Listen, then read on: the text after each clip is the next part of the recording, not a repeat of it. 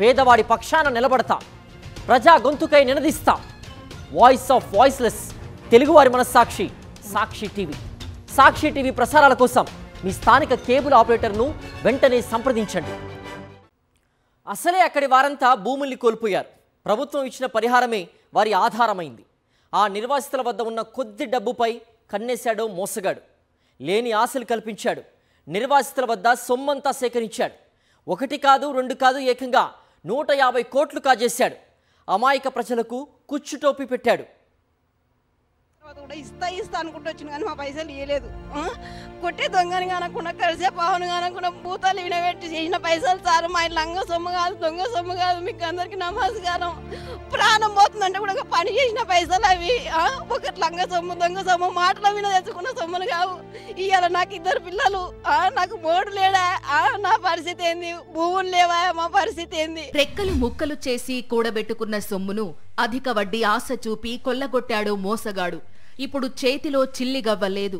పండగలు చేసుకుందామన్నా, చివరకు అనారోగ్యం బారిన పడి వైద్యం తీసుకుందామన్నా పైసా లేదు. కుటుంబ పోషణ భారమైంది. అందుకే తాము నెలనెలా కూడబెట్టిన సొమ్మును ఇప్పించండని వీరంతా వేడుకుంటున్నారు. ఇక్కడ కనిపిస్తున్న వీరంతా పాలమూరు రంగారెడ్డి ఎత్తిపోతల పథకం కింద భూములు కోల్పోయిన నిర్వాసితులు. నాగర్ కర్నూల్, వనపర్తి జిల్లా పరిధిలోని దాదాపు 20 గ్రామాల్లోని వందల మంది రైతులు భూములు కోల్పోయారు. కొన్ని గ్రామాల్లోని ప్రజలు ఇళ్లు కోల్పోయి నిర్వాసితులయ్యారు. నిబంధనల ప్రకారం ప్రభుత్వం నిర్వాసితులకు డబ్బులు చెల్లించింది. ఇక్కడే అసలు కథ మొదలయ్యింది.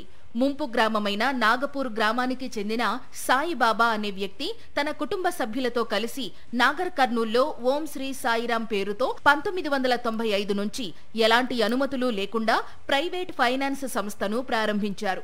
మొదట 1,00,000 నుంచి 10 లక్షల వరకు చిట్టీల వ్యాపారం చేసి నమ్మకం కలిగించాడు. తర్వాత భూ నిర్వాసితులే టార్గెట్ గా అధిక వడ్డీ ఆశ చూపించి డిపాజిట్లు సేకరించి బాండ్లు కూడా ఇచ్చాడు. నమ్మకం కలిగేందుకు మొదట్లో సక్రమంగా వడ్డీ డబ్బులు చెల్లిస్తూ వచ్చాడు. దీంతో వందలాది మంది నిర్వాసితులు ఎలాగో ఉన్న భూములు, ఇళ్లు పోయాయి. కనీసం వడ్డీ అయినా వస్తే కాలం గడుస్తుందని ఆశించి కోట్ల రూపాయలు సాయిబాబాను నమ్మి ఫైనాన్స్ లో పెట్టారు. దాదాపు 1,500 నుంచి 2,000 మంది నుంచి దాదాపు 150 కోట్ల రూపాయలు వసూలు చేసినట్టు బాధితులు ఆరోపిస్తున్నారు.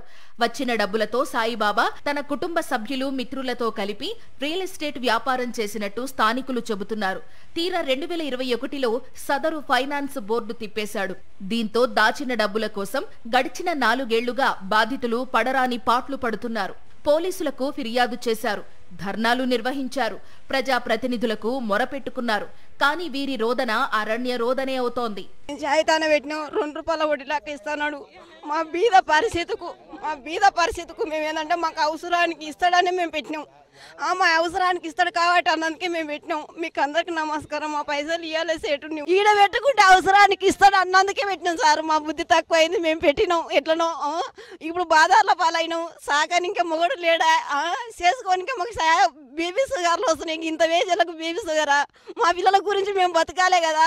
ఈ గవర్నమెంట్ ఎందుకు చేరికి తీసుకుంటలేదు? ఏమంటారంటే గవర్నమెంట్కి ఇచ్చినా అని అంటారు. ఇప్పుడు మనకు పానం మంచిగా లేదనుకుంటే 4 సాయం ఉంటేనే కదా మేము బతికేది. ఎవరు పోయి తీసుకోపోయి పైసలు తీసుకోపోయి నీ పానం రక్షించుకో అంటారు. గంత కూడా చేయలేదా ఈ గవర్నమెంట్? ఎందుకు ఇట్లా చేస్తారు? మీకు అందరికి నమస్కారం. మా పైసలు మాకు ఇవ్వాలి సారు. మేము ఇచ్చినాం సారు, 18,000 ఇచ్చినాం, 18 లక్షలు ఇచ్చినాం సారు మేము.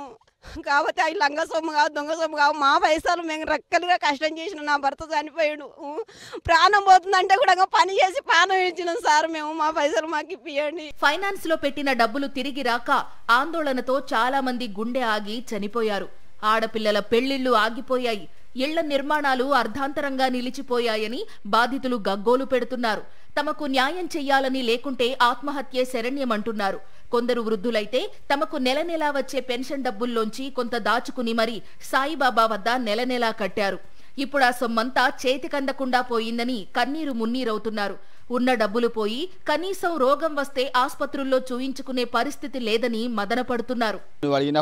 ఖాయమే ఉంది, ఇయ్యను అంటే మళ్ళీ చచ్చిపోవాలండి. గెరిలి అంటే ఇంకా చచ్చిపోతావు, ఏం చేసుకుంటా చేసుకో అని ఇట్లా మాట్లాడిండు. మా పాప పెళ్లికి ఉంది సార్, మా బాబు పెళ్లికి ఉన్నాడు సార్ అంటే, ఎవరి పెళ్లి ఉన్నా ఎవరి సాగు ఉన్నా నాకు సంబంధం లేదు. ఎవరైనా సావని ఎవరైనా బతకాలి, నేనైతే ఇవ్వను 1 పైసా. ఏమని చెప్పుకోపో.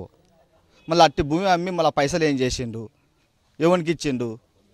అది 1 ఎకరా 80 లక్షలు అమ్మిండు. అట్లా ఒక దోన 25 ఎకరాలు అమ్మిండు, ఒక దగ్గర 30 ఎకరాలు అమ్మిండు. ఏం కేసులు లేని భూమిని ఇప్పుడు కేసు ఉన్నది ఒక 6 ఎకరాల భూమి, అదొక్కటి చూపిస్తున్నారు. 10 ఒక్కరికి అదొక్కడే చూపిస్తున్నాడు. అదొక్కటి చూపిస్తాం కానీ కేసులు లేని భూమిని అమ్మేసిండు. మళ్ళీ ఆ డబ్బులు ఏం చేసిండు? మళ్ళీ అటు డబ్బులు కూడా ఎవరికి ఇవ్వలేదు. అటు డబ్బు ఇంకా ఆస్తులు ఇంకా మస్తుగా ఉన్నాయి. లోపల ట్రాన్సాక్షన్ బినామీ మీద మస్తు మార్చేసిండు ఆయన, కానీ అవి చెప్పామంటే చెప్తలేడు. 2023 ఫిబ్రవరి 13న బాధితులు నాగర్ కర్నూల్ పోలీస్ స్టేషన్లో ఫిర్యాదు చేయగా 14 మందిపై కేసు నమోదైంది. గత ఏడాది పోలీసులు సాయిబాబాతో పాటు మరో 3ని అరెస్టు చేశారు. సాయిబాబా నాగర్ కర్నూల్, బిజినపల్లి, తాడూరు ప్రాంతాల్లో కొనుగోలు చేసిన 20 ఎకరాల వ్యవసాయ పొలాలు, కుటుంబ సభ్యులపై హైదరాబాదులో కొనుగోలు చేసిన అపార్ట్మెంట్ను పోలీసులు గుర్తించారు. 50 కోట్ల ఆస్తిని జప్తు చేశారు.